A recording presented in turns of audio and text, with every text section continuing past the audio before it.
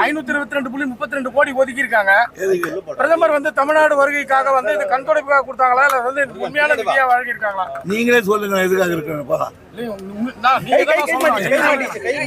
அப்புறம் ஒரே நாடு ஒரே தேர்தல் 2029 கட்டாயம் நடக்கும். அதெல்லாம் நடக்காது.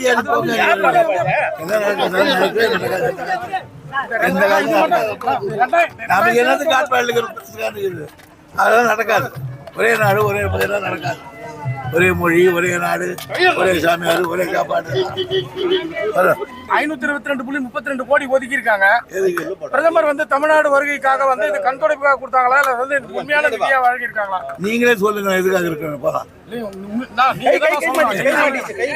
அப்புறம் ஒரே நாடு ஒரே தேர்தல் 2029 கட்டாயம் நடக்கும். அதெல்லாம் நடக்காது.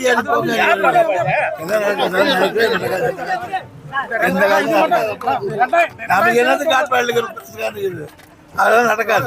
ஒரே நாடு ஒரே பதிலாம் நடக்காது. ஒரே மொழி ஒரே நாடு ஒரே சாமியார் ஒரே காப்பாடு. செய்திகளை உடனுக்குடனும் துல்லியமாகவும் தெரிந்து கொள்ள சப்ஸ்கிரைப் பண்ணுங்க.